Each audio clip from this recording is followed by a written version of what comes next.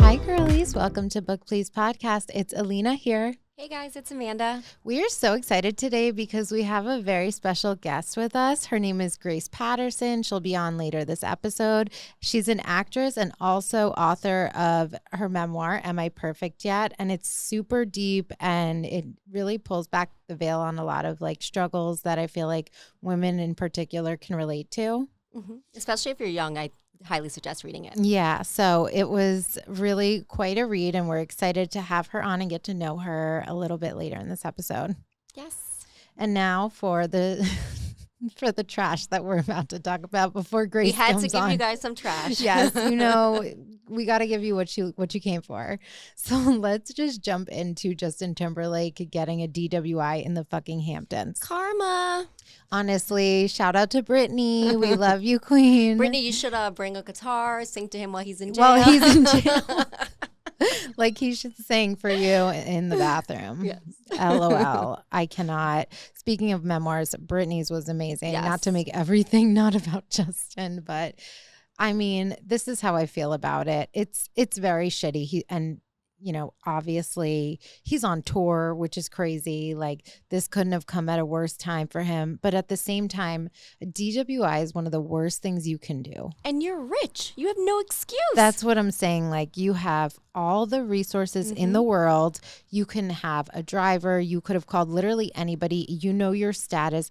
This is even just like selfishly, like you don't want this kind of bullshit on your name.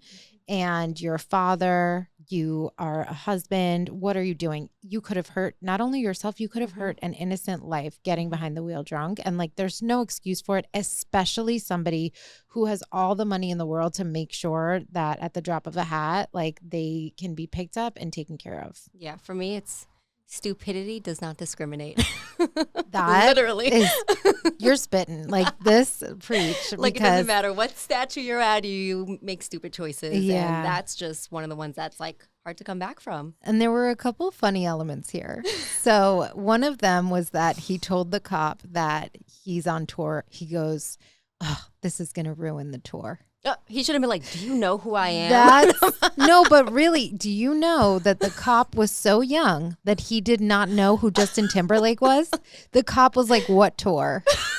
Who are you? If that isn't karma, I don't know what is, because that's hilarious that you're sitting there and you're like, well, it's going to ruin the tour. You could fucking kill somebody. Yes. The tour. Yes.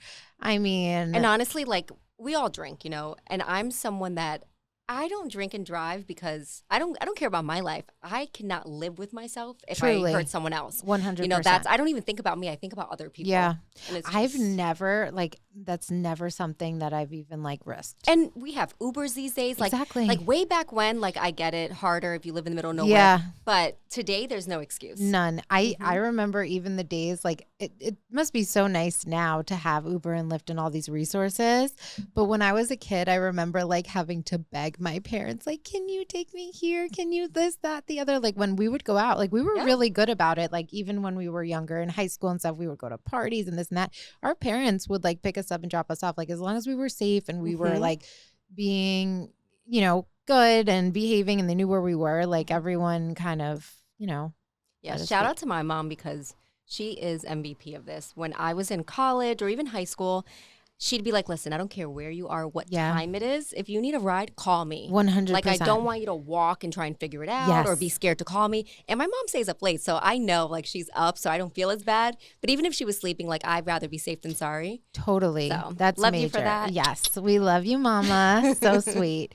The other arrest, what is going on with everybody was Travis.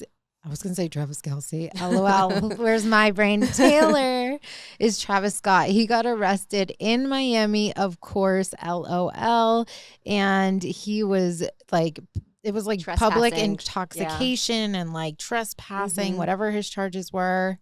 And that's another one where I feel like he probably feels like he could go anywhere, trespass, everything's mine, Yes, literally, come back down to earth. But at least he wasn't behind the wheel. So honestly, everybody's trying to have a time. And I think sometimes too, as a celebrity, you might be targeted in the wrong way. You could be I'm thinking maybe he's just sad about Kylie with this rodent of a boyfriend. Oh yeah, he's like her hot rat boyfriend.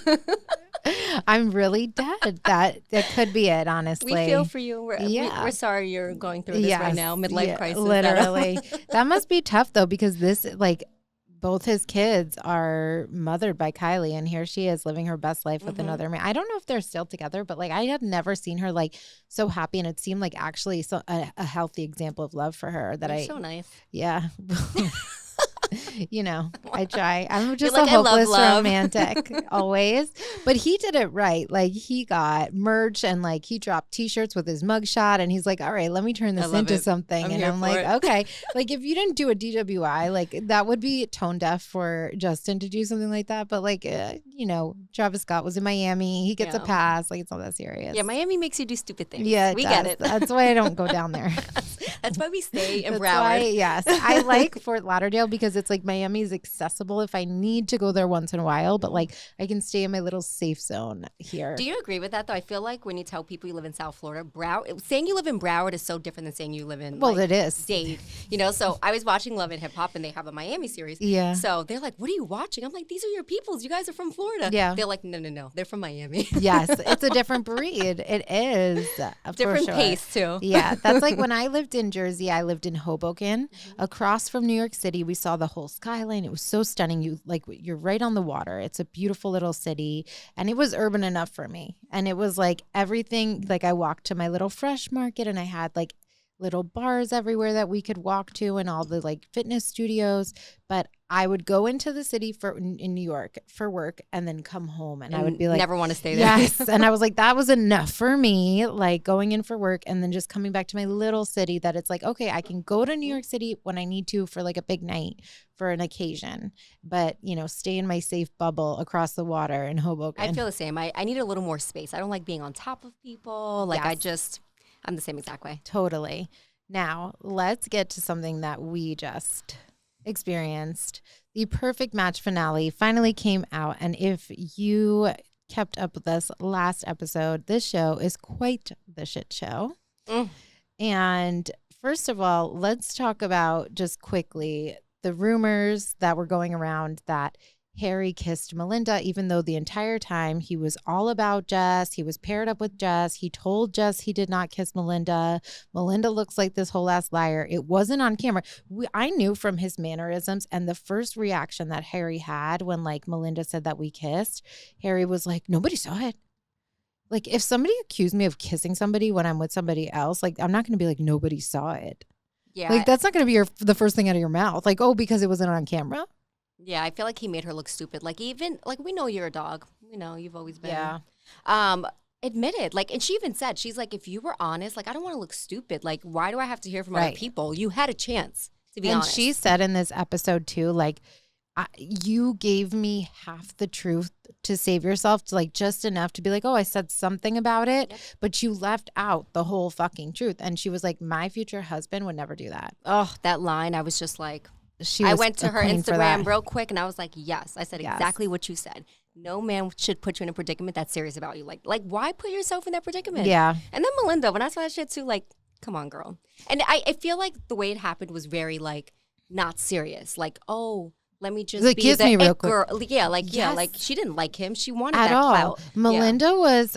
I didn't like her after all this. So basically, what happened in the finale was so there was all these rumors, and yes, it was off camera, but Netflix worked hard. Yeah, Netflix works hard. They got the clip of them behind a fucking tree. Their mics were still on. Yep. He even at one point asked producers "Did you get the kiss on camera?" That part was crazy. That to me says he got caught, and he did. He was like, "Oh shit, now I got to say something." And she was just real quick, no one's looking. You dirty bitch. And then he said he wanted to F her. And then yes. I was disgusting. And then it's so crazy to me because it's he cried and cried and cried about his rep before this situation even presented itself, where he could be in the room or area or vicinity of these other women. He was so upset because nobody gave him a chance. He was everyone's judging me for my past. I'm grown. I want to date for marriage. I'm so into Jess. I'm all about Jess.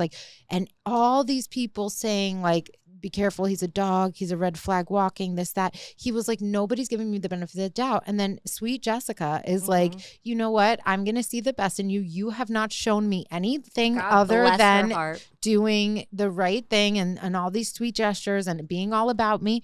I haven't seen that from you. I will give you your chance. And she did. And I would have done the same because that's who I am. And you know what? He was one day, a couple hours. It wasn't even a full fucking day. He leaves and he's immediately that man and worse. Like to the point, not even like you were flirting or saying some shit. You kissed this woman. You went to the lengths to hide it. You were carrying her around. She was sitting on your lap. That footage, Netflix ate with that. Oh, I was here for it. I was like, yes. I was just shook. And people saw them, like, you know, him carrying her and all that stuff. I was just like, And Melinda too, just kind of, I don't know. I feel like she came back into the house to be like, oh no, like I didn't, like she seemed like she was trying to be genuine. And then after you see all that shit, like it was like you were just trying to get this like quick kiss out of him. And then like, she's like, nobody can see. And then as soon as she walks away, she's like, oh yeah, we kissed. I'm like, you did this knowing that you were being though, sneaky. she did her a favor because For sure. I think if they would have left together, like he would have done it with any other chick, except it wouldn't be on camera. 100%. So I think, you know, even though I don't like the way Melinda went about it, she was like, you know, I need women out there. Like, for example, not to go off like, so you know how some people like my husband can't have like a bachelor party, all that stuff. No. Go with your boys, go to a bachelor party, do what you got to do. Yeah. That's going to be the ultimate test. And my brother's going to be there. My brother's coming. So if anything goes down, he's going to let me know. But obviously I would be with someone I trust, but I'm all for it. Like, Khloe Kardashian, poor thing, said it best. And she said, loyalty is proven when you're not around the person. Like that's when you know when somebody's loyal. They can be everything to you in your presence. It's the minute that they leave. It's the shit that happens behind your back. Temptation. That's loyalty. Yep. So, I mean, OMG. And you know what? The thing with Perfect Match that you and I have talked about, the prize is a couples trip. They're not playing for money. It's almost like ridiculous. Like you're towards the end and you're like, what are you going to gain? And you're already on a trip on an island somewhere. It's so fucking weird. The whole thing. So fast forward really quickly to a spoiler alert. Okay. I didn't watch the ending. I only wanted to forward to that part happening. Then I was like done with it. Yeah, because you just wanted to take serious. Yeah. When Jess left, so Jess and Harry left the house like after the rumors, before it was even confirmed. After that, I wasn't into it. I fast forwarded too, and I never do that. I was like, I'm not interested in Kaz, the piece of trash that he is. Elise and Brighton kind of threw me for a loop because they looked cute, and I was like, you know what, girl, have your fun. But I don't believe in anybody in there except, you know, the couple that you would think would make the most sense are Stefan and Alara. They're all about each other. Like I really am rooting for them, and it's like, you know, if you watch the show, like these are the people that are the winners. They've been in the house the whole time, whatever. Yeah, they must have won. So they didn't. Yeah. Who else? This is the problem. You're never going to guess it. Don't tell me, Micah. Girl, you're never going to guess it because this is the problem with the finale of Perfect Match. Spoiler alert. I'm saying it again. Nobody can come at me. Okay. I don't even remember their names. Christine and Nigel won. They were coupled up one time. They weren't in the house. They were the rejects that never got picked. I don't even know who they are. Exactly. You know the girl with, she's stunning. She's the one that was with Kaz that took Kaz. She has the pretty hair. Big hair. Big hair, yes. Okay. She was matched with Kaz, and then she got put on a date. While Kaz was in the house, he like apologized to Mike and was like, I don't want to be doing this with her. I want to be back with you. And they made up. And they made up, which was all bullshit because he probably just knew Christine was about to bounce. But anyways, Christine ended up being with Nigel. He's that like good looking black man. He was in the house for like a hot second. He was put on a date with somebody else in the house. Did he match with anyone else? I don't know that he did. But either way, the fact that I don't even remember who they are is wild. The reason that they won is because all those stupid, bitter women that were not picked in the house all were like shipping Christine because Christine infiltrated the house. So basically what happened was the women that, you know, that went on the boys' day, they were all vultures, like Melinda, Christine, all the girls were trying to make it back in the house. And Holly and all of those girls, they couldn't get back into the house. Like none of the boys picked them at the end of the day. Christine got into the house because Kaz turned his head for Micah because he's going to turn his head at everybody but the girl he's with. Of course. And Christine gets in the house, and then they all were so bitter that they voted for like their own, like the girl that just like got in on the random last episode. The entire season, we're watching Stefan and Alara build. This is the point of the whole show. And that's these bitter, like all those girls with the girl with the pink hair, they all probably voted for, and you see them at the board and everyone's like, even at the finale, they were cheering on Christine and Nigel. And you can tell just because they got into the house at the end. What's the girl that's Greek? Oh, she's not Greek. She's Cypriot and Turkish, but she's right there. Xanthi? Alara. No. Oh, Xanthi's actually Greek. That's what I'm talking about, Xanthi. Sorry. Yeah. Oh, I'm sorry. No, I didn't mean Alara. She actually popped in and said some bullshit about Stefan. Oh, I thought she was going to pick them because she said they were cute when she was like in the boardroom. I saw that part. I thought she probably picked them. I'm pretty sure she said some shit about them. She said some shit about somebody who was like pretty coupled up. And I thought it was. Maybe she was a hater I think it was. I know they all were. They were all just haters because they didn't get picked. Mm-hmm. And you know that's not the point of the show. You had this strong couple throughout the entire season. Honestly. You know what you did. I feel like Harry and Jess were like the main people. Why people were watching and kind of made the drama what it is. 100%. But everyone else like just couldn't see. It's like literally they just, hey, you guys are good looking. Come on the show. Yeah. Act like you like each other. Win a free trip. Yeah. And then us stupid people watch it. Yeah. No, I'm not. I will not be watching. I'm tired of making stupid people famous. No, literally.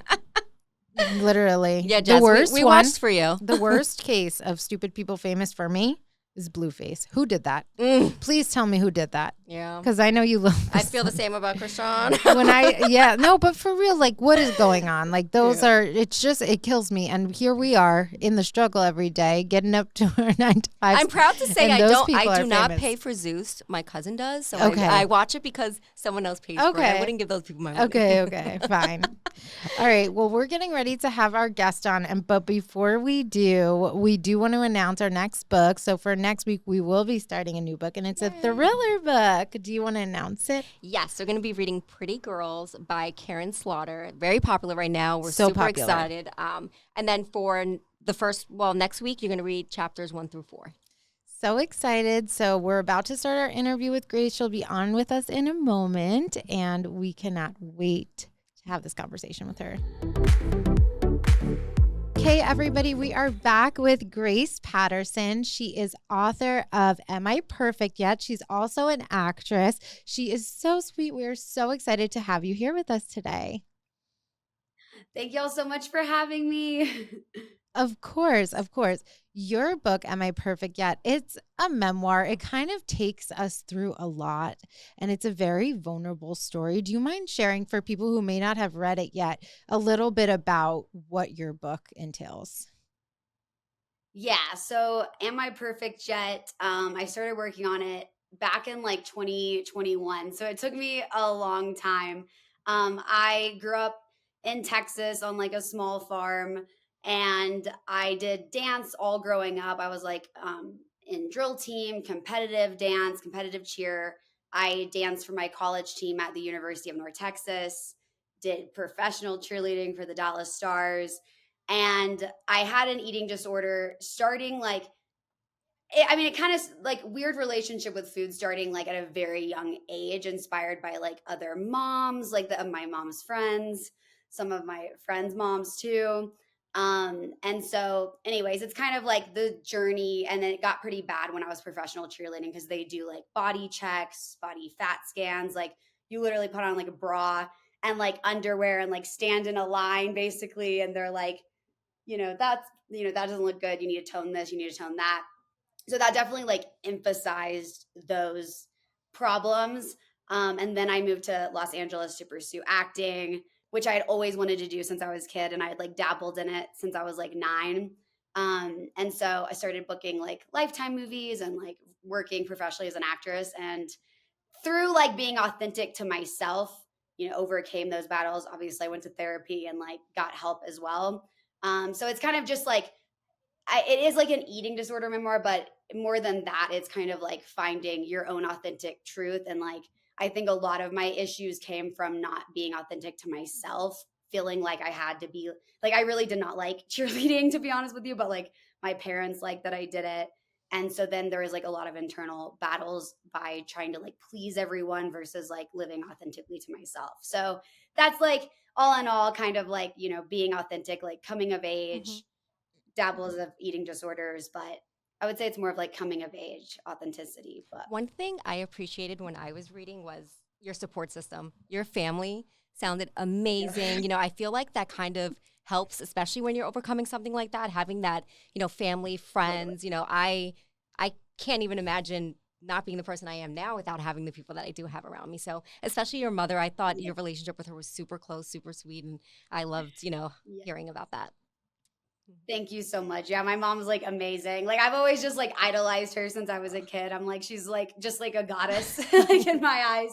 But she is like so sweet. She was such a queen. And it was sad. It was sad too, because I was reading like you had this healthy example in your home, and it was like these external factors that really like got to your head, like seeing even from so young, seeing, you know, your friend's mom and how she was so like hyper aware and always on a treadmill, and the types of food that she would have her own child eating, and you picking this up like, oh, for me to look like this, or I need to be thinking like this. And it's like you weren't in this place in your mind. You were just being a kid and just living. And then you start to see these things. And even with your boyfriend who was making comments about in the, you know, early stages of the book about you needing to wear makeup and things like that. I feel like it was so sad to see that in your own home, you didn't have that. And then even when you were feeling good about yourself, you were kind of like almost taught to feel a different way. Right. I know that is like the interesting thing is like looking back, I'm like, for anyone listening, my mom's like 5'9". She's like, she has like the best relationship with food. Like I've like all of her friends commented on it. Like she eats what she wants, but she just has always been so in tune with her body. Like she stops when she's full, like she'll drink wine, she'll eat pasta, but then she's like spends all day in her garden, you know, like she doesn't even work out. She's just like likes to clean and garden and you know, so it's not like she's been like get on a treadmill. Like I've never seen my mom get on a treadmill, but it is interesting because like then you go into the real world and you see like most women don't have a good relationship with like food and exercise. And yeah, especially I went to a private high school, and I think like a lot of the moms there, like I say in the book, would bring their daughters, like we're in 8th grade and like be bringing her like a protein shake or like salmon with no oil, no butter. And I'm like, we're literally in 8th grade. Like, yeah, like why is this happening?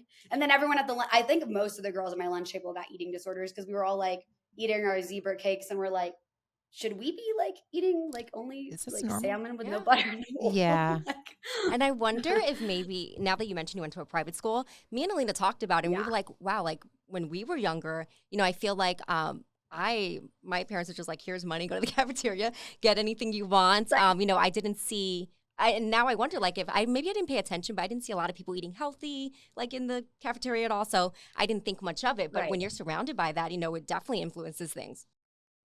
Yeah, because that's very much how I was. Like, I would go and, you know, get, like, all the chicken nuggets and, like, all the fudge popsicles and stuff. Like, I did not think anything of it until I started seeing it. I was like, wait. Because I think that's how most kids are. It's like, you don't really think about it. You're playing sports, you're active. Like, exactly, it's not a concern. Something I always say, too, I was a Disney Channel queen growing up, and I loved, like, Lizzie McGuire and all of those shows. And I think too, it's like I never thought about it. Then I got older. I went into high school. I felt different. I'm a little curvier. I have dark hair and dark features. And I always kind of felt like a little bit different because I'm thicker. And I feel like just even watching now, Lizzie McGuire, when I watch it back, I'm like, oh my gosh, nostalgic. And then I see this image of like skinny blonde and you have to be a certain way to be popular and pretty. And I'm like, that is so funny that all my life, all I wanted to be was like this skinny little blonde girl. And it was everything I wasn't. And I felt uncomfortable. Even if I feel like this is relatable to a lot. It's like a coming of age story. Even if you're not, you can't relate to an eating disorder per se. I definitely feel like I had a weird relationship with food where I felt uncomfortable to eat certain things in the lunchroom in front of other people, or like if I didn't eat enough because I was uncomfortable, then I would be embarrassed that my stomach would growl in class after lunch or something. And I'm like, oh my God, everyone thinks I'm fat because my stomach's growling. Like there's a lot of things that I feel like we all go through. And like these things that like, even like something as innocent as a show that we're seeing put in front of us, or comments people make, like how you said, I feel like a lot of the commentary that you got were just like little things that people don't realize that they're saying to you, and you're internalizing them. Especially when you're young too. Like, I feel like things stick with you. And also growing up in like the early 2000s, I feel like it's been recent that it's been like curves are in. Yes. Like, it's been a huge shift where it's like, yes, like more curves. Where back in the early 2000s, it was like Kate Moss and like, whatever, skinny as good as Totally. I forgot the quote, but whatever the quotes were. And like, it was so intense, and like that's all you saw, like America's Next Top Model. I don't even know if that's yes. Though that show was crazy because those girls that were labeled as plus size were like normal size women. Yes. Oh my gosh, yeah. And I'm like, even like Kate Moss did swimsuit, whatever it's called. Yes, Sports she's Illustrated. like literally so thin, and like they're like, oh, she's a curvy like, model. It was like a diet. Yeah, I'm like, she's like a size 4. Like, what? Yeah, it's sick. And it's funny too, because I do feel more comfortable with myself now because I'm like, I have curves and curves are in right now. Why does it take that for us to be like, I'm okay, I'm good now. Like, thank God. Like, okay, it's sad. And I think that through your journey too, you just kind of have this revelation, and you were looking to like everybody else to be like, does this person feel this way? Does that person feel that way? And it's like, you come to a place where you just have to find your balance and like just being who you are. Right. And letting your body just be and not worrying so much about it, Yeah. I know. It's such a journey. And even now, like I think about me younger, like the stuff I cared about, I just want to like go back and shake myself, because I'm just like, like if you think about it later, it doesn't matter, like comparing yourself to other women, feeling like you weren't cool. I'm like, I don't even talk to half the people in high school. Like I don't even, and it's crazy that I cared so much what they thought. And now I'm like, I don't care at all. Like, who are you? Yeah. No, literally. I was the same way. I was kind of like so like scrawny and weird in high school. And like I used to like cartwheel down the hallways. And like I was like really just like an insane. I like matured so late. But I like cared so much. I was like, I want to be part of the popular gals, and like never got in. But like now it's like it doesn't even matter. It doesn't even matter. And it's not weird. You're just having fun, but it's like we have to feel like we have to put on a mask or be a certain way all the time. And it is sad. I want to ask you too, because I know at the end of the book you kind of reveal that you let, some friends in on what you had been struggling with. Like, was this, when you released this book, like, how did you feel? Was this the first time you feel like most people knew, like, got to hear your story and learned what you were going through? Yeah, for sure. I think the book was like, I kind of just dropped it, and like I had talked to, my friends that I mentioned, and that kind of encouraged me to release the book and write something like this, is when I was asking my friends. Almost every girl I talked to was like, oh, I've struggled in some sort of capacity with like dieting, or like sometimes throwing up, or just everyone seemed. And I was like, wait, after all these years of feeling like I'm the weirdo that has this issue, wait, I'm not the only one. And maybe other girls could relate to this. But yeah, I definitely like didn't just go around like talk, like no one knew that I had all those struggles. Like a lot of girls that I've danced with have come forward and be like, I didn't know that was going on. I'm like, well, it's not your issue, it's mine. Like I was, I didn't, there's a reason that you keep it a secret. Like most people aren't going to go around being like, yeah, like, I have issues with food, because it seems like such a silly thing to have issues with too. And I think like that's what I felt also, is like, why do I struggle so much with this thing that should be so simple? Like you have to eat to live. Yes. Like it shouldn't be that big of a concept. And you also bring up in the book therapy, and me and Alina, huge advocates for therapy. Yes. And it's kind of sad that, like you mentioned, like people say like, if you're in therapy, you're like crazy, like only crazy people need therapy. And I was just like, I get that. When I was younger, I used to always be like, I want to talk to someone, but none of my friends do it. So maybe it is weird. And now I'm just like, highs, lows, even if like therapy's great. Like sometimes my therapist is like my best friend. I don't even have an issue going on, but I'm just like, it's so great to catch up. And then the following week I'm crying, and it's just like, so I love that you mentioned that. And I feel like therapy is super important. And I think people should start from when they're young. I think it could really help. Yes. I love that it's becoming more of like an acceptable thing. Because I feel like back like when we were in high school, it's like people were like what is that? But now it's like, I love that like podcasts are encouraging it and it's like being so positively promoted because it really is so life-changing. And I feel like they get it. I'm the same way. I'll like sob one day that I'm like, all's good today, gal. And she's like, okay. I totally related to you too when you started therapy and you were like apologizing for getting emotional. I'm like, that's literally how I was. But I loved kind of that revelation you had early on when you wrote about this in your book, and you said kind of like how the therapist asked you like, well, why don't you take it piece by piece? Kind of this concept of breaking down the day and saying in little pieces, how can I show myself love? What can I do in this part of the day instead of this overwhelming concept of looking at everything like everything's going wrong, I'm messing up, I'm this and that. But once you broke it down and you're like, okay, well, I can do this today to make myself feel a little better in this moment. And it was so nice to see that when you were able to take it moment by moment, you felt it was a lot more manageable for you. Yes. Yeah. So yeah, because I had lived my life so extreme. I think like being in cheerleading and stuff as well, it's like, you're practicing for like 6 hours and then you have, you're glamming for like 2 hours. And like, even with food, it was like, I'm going to go vegan or I'm going to go like keto or I'm going to cut out this. Like everything had kind of been like this or that.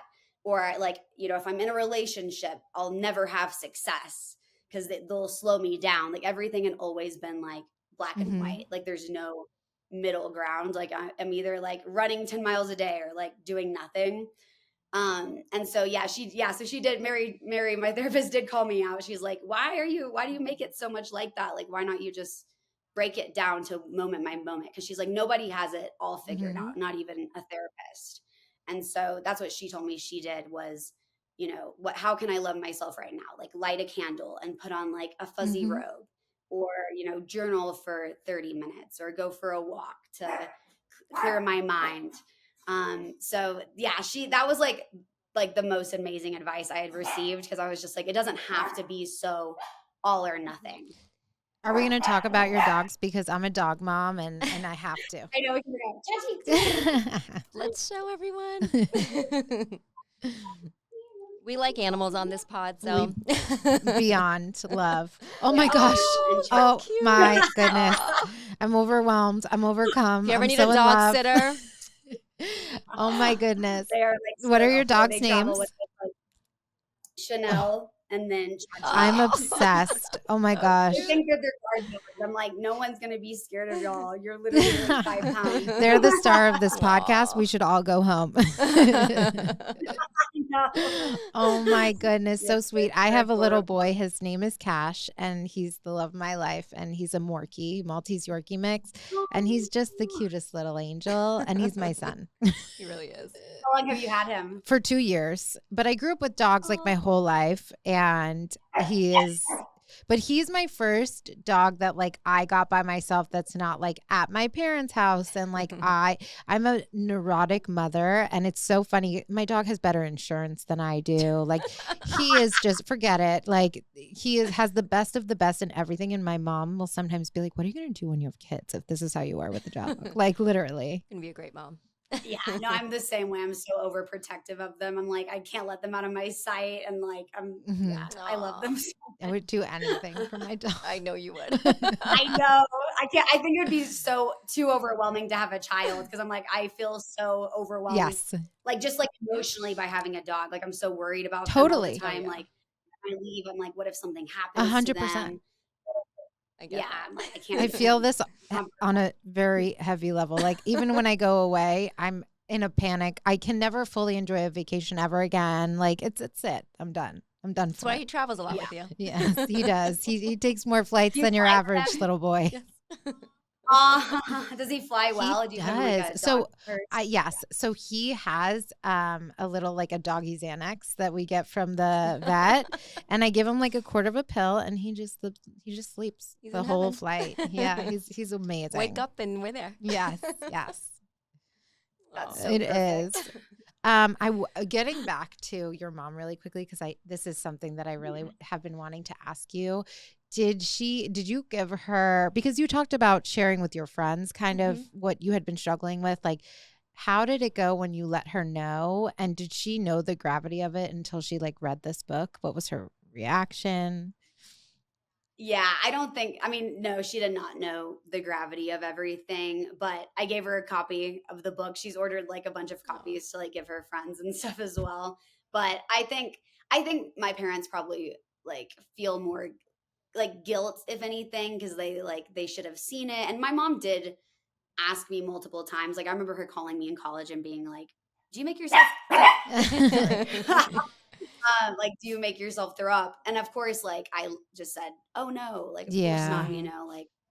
So and that's why I'm like, you can't, blame yourself because it's Of like course. obviously when you're in that, you become like really good at keeping things a secret. And so, but I think it's been good to tell her what I went through. And obviously she's like very supportive and like one of my biggest cheerleaders. So Yeah, I think and then she's really proud that I like shared my story and like the people have Mhm. received it well and can help other gals. So exactly. I feel like it's kind of hard to share something, with close friends, family. Sometimes a stranger's easier. So I think, young women that right. are reading your book, that are going through the same thing, it's nice to know like they're not alone, because you felt Right. very alone. When my heart broke for you. I was just like, oh, I wish you Mhm. would just tell your mom, tell someone, like Yes. get help. Like I was just like, it's going to happen. I know it's going to happen. So, I feel like this is where kind of like therapy comes back in. Like people might open up to someone that they don't, not a part of their daily life. So I think, the way your mom was there for you, and I can imagine how hard. And you said there was one time where you wanted to tell her. You were standing by the door, and and then said you were just like, "I love you," and I was just like, "Oh, it was so close." Yes. I know I was so close to telling Yes. her. I'm like, that probably would have solved so Oh, much. it's But hard. I like Yeah. it is hard because you don't want people to like. I don't know why it's harder to say stuff to people you're close to. I don't know like what. Oh my gosh. You're fine. But I think it's just like you don't want them to view you as like weak or like different or like that I don't know. It's just like it is so much easier to like open up to a stranger for sure. Cause you might, not see them again or you can just like get it off your chest And and then you don't not feel like worry a about things like burden to your own, your own Because then they have to family. worry about you. Yep. Mm-hmm. yeah, that's what I think it mainly is like feeling like a burden. But they were worried because at a certain point I was like really underweight and they're like, okay, well, you can't walk, don't go on your walks anymore or like eat these ice creams. Like they were like, Mhm. they would make like peanut butter sandwiches and just like block like so much peanut butter on. And at that point, I don't even think I realized I was like under Mm-hmm. eating. I was just kind of like, oh, this is like what I'm doing right now is just like eating healthy. And like that means, apples and edamame or something like something insane that's so not I was so healthy. mad at your cheer team for like kind of holding you accountable to your weight because that made me so mad It because it's did. like your starting point was an unhealthy weight and unmanageable. Right. So like if you go up 15 pounds, like you're probably still smaller than most. You said at one point you were like 85, 90 pounds. And it's like, Yeah. okay, so I mean, I used to cheer and I had a very different experience only in high school, but we did compete. We went out of state and we had girls of all shapes and sizes, and it was a very welcoming experience. And I felt like a sisterhood. I went to cheer camp. I never felt uncomfortable. Yes, my own internal things. And when you said Right. that they were like almost holding you to a standard to be like, well, this, you used to look different. I was like, oh, this got me so mad. Aw. Well, because you sign a contract like at the beginning of the year, like, oh, I will maintain this Mm, weight. But yeah, I didn't even have my period when I entered Mm. college. Like I was so skinny, and it's like even the photos, it's like I look so sick. mm, Um, but yeah, I was like, your body can't stay that Of forever. course. But I'm so glad your experience was different though. And that's the thing. That's what I love. Like my competitive team was like that, like all girls of all shapes and sizes. It was not about body, it was about mhm. dance, which is what it should be Yes. about. And I think when I got into college and then the pro level, that's when it was more about like, you know, being pretty and having hair Yeah. extensions and like being thin and tan. It kind of became a lot less about the Mm-hmm. dance. Mhm. I want to get into Yeah. the love part of things because we are love girlies. When you were in high Yes. school and you were writing letters to your future husband, I was Ugh. just like, this is. Did y'all do this? Did y'all do that? She was manifesting. You were on it. Like you're putting out into the universe what you want and deserve. And I was like, yes. It was so cute. I was like tearing up because I was just like, you were like, my future husband's going to love me for me, like all of me, like flaws and all. And I was just like, I was like, literally, I know she's going to have that. I know. And then I did. I got married. Yes. Congrats. Oh my God. I loved your story and how it, following your journey, and it shows so many people that it gets better. It's out there. You don't have to settle. You can be accepted for who you are. I loved how when you found the right person compared to your earlier relationship that you detailed, he was able to say to you, like, I still love you when you're not, you don't have to be this happy, bubbly person all the time. Like it's okay. And you don't have to wear makeup and you can just be yourself. And I was like, this is so amazing. Yeah, no, it really is. Because I really had never thought I could, I never had dated a guy like that before. Like I only wrote about my high school boyfriend. So for anyone who hasn't read the book yet, he was like controlling and like a couple of comments like, you don't love me if you don't wear a full face of makeup every time I see him. Yeah. Which is just insane looking back. But like, I remember definitely going to his household and being like, yeah, I don't think this is like the marriage I want. No. And they were like, his dad was bad. Oh yeah. The comments he was making. Oh, I want to know kind of what advice you have for someone who may be reading this and isn't kind of at, the point where you're at, where you can look back and you've made it. Like you can show them like the journey does get easier and better. But what advice do you have for somebody that is struggling? I think like the more like taking time alone and being more authentic to yourself and presenting that in relationships will be key to attracting someone who loves you authentically for who you are. Because I think when I met my husband, I was definitely like at that point where I was just like, I don't care. Like, I'm like, hey, I'm emotionally unavailable, man. Like, too bad. Like, I ain't got time. All men lie. Like, no, I'm just gonna get on my phone. And like, I never had to like put on a front to be with him. Like I've had a hair in a bun. Like, I mean, we met on set. So I was just like wearing sweatpants and just like totally myself. And that's always been our relationship is like, I've always been able to be like, voice anything I want to say or like cry or act insane. Like, and he's just like, he's so just like, like he loves me for me and I don't have to ever put on like any sort of like front or face to get that love. And I think that was like kind of more in high school. Like I wanted, I wanted him to like me and I like wanted to like be the perfect girlfriend and I wanted to like the family to like me. And like, I mean, obviously you still want those things, but like if it's meant to be, it should just be easy and natural and you shouldn't have to like try so hard because you can't do that forever. If you marry someone, like they're gonna eventually see all sides exactly of you. You can only hide it for so long, right? I'm like, I'm perfect and you're like, oh, I'm not having a good day, so you're just gonna have to deal with it. Yeah, exactly. We do have to talk about, just because it made me laugh so hard, how you broke up with your high school boyfriend via text and then blocked him. I was like, well, your friend hit send, so that was the best part. I mean, he deserved it. I was like, that sounds like something I would do. He deserves it. No, like younger, like think about younger you. Okay. Like confrontation's hard for me. No, younger me young. Was like. Confrontation's so hard. Younger me was like, please like me. Oh yeah, like, now I'm like, this is what's wrong with you. This is why I'm leaving you. But back then I would have been like so scared. I would have been like, oh my God, I'm just gonna have to stick it out till we go to separate colleges because I can't do it. No, that's literally, I was like, I literally cannot like see this guy face to face ever. Yeah. I just need to block this. Like, didn't serve you. That was great. I was just like, I'm here for it. I do feel like sometimes you have to though. Like I was really bad at confrontation, like dating at all. So I feel like I was definitely a fan of the block, which is looking back, I'm like, that was probably mean and like avoidant, but sometimes it's easier just to, if you know it's not right for you, it's just easier. If you know that they're going to like cry and manipulate you to stay, sometimes it's easier. Of course. Like, no, but, and I think too, like even now, even if you're not going to the extent where you're like texting someone to break up, I think the blocking is healthy afterwards when you're ending a relationship or when you've ended a relationship rather, and you need to move forward. I feel like if I don't get that clean slate. Like it's always going to linger. There's always going to be that opportunity for them to come back in your life. If you know it doesn't serve you, like I am a believer that like sometimes you just need to like clean that off of your phone, out of your life, and like be able to move forward. I'm not saying, yes, block them and don't ever speak to them again when you're ending it. But now, even still, I think once you've moved past that relationship, it is a healthy way to move forward.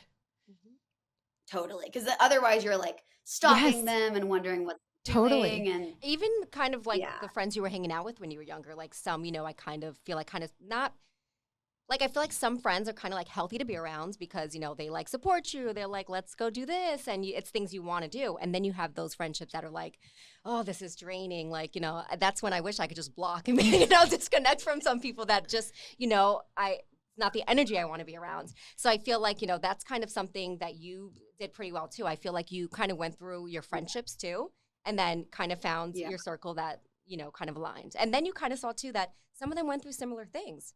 So they probably felt alone as well, and you opening up probably was just like, wow, like I'm here thinking my childhood was like, but I feel like everyone goes through things.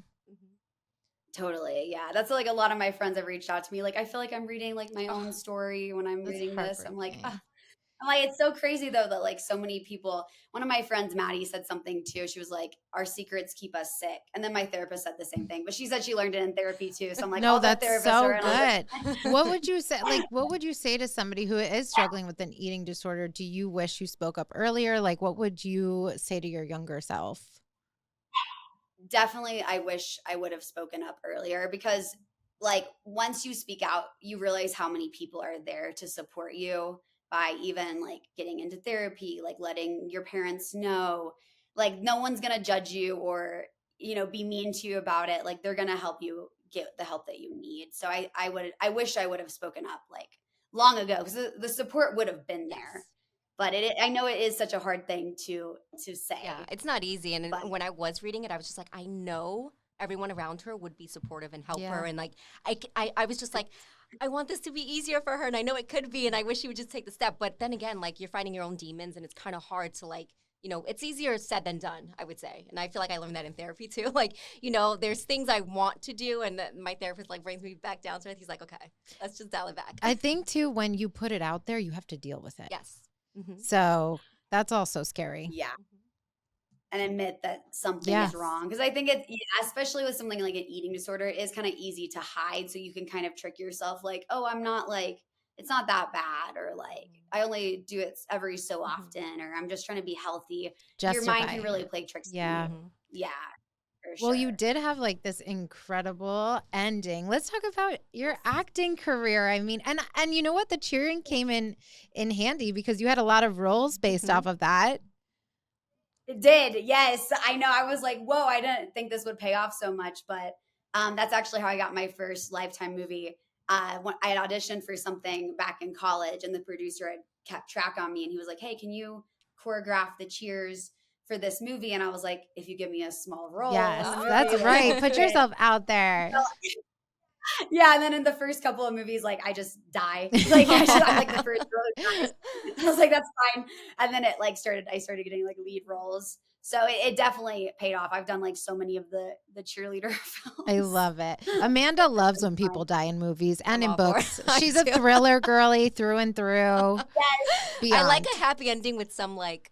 She needs like plot. She's like, it's boring if someone doesn't die or like some crazy thing happens. Yeah. I'm like, oh my God. I need a main character to die so I can cry. I just want to like be in my feelings, you know? It's like therapy for me. I'm like, oh, I can literally cry watching American Idol. Once they start telling their story, I'm just like, I can't. Well, we cry at everything, honestly. Lion King, I know he dies and I cry. I cry at Reels and TikToks and everything. I know, you send me stuff and I'm like, can you not? You know, she's like, I cried. I'm like, well, I can't watch it because now I'm going to cry. Yeah. I feel like you have to let it out though. I'm the same way. I love horror movies. Though, but I like to see people die. Is that your favorite genre? Like, what's your favorite genre to act in?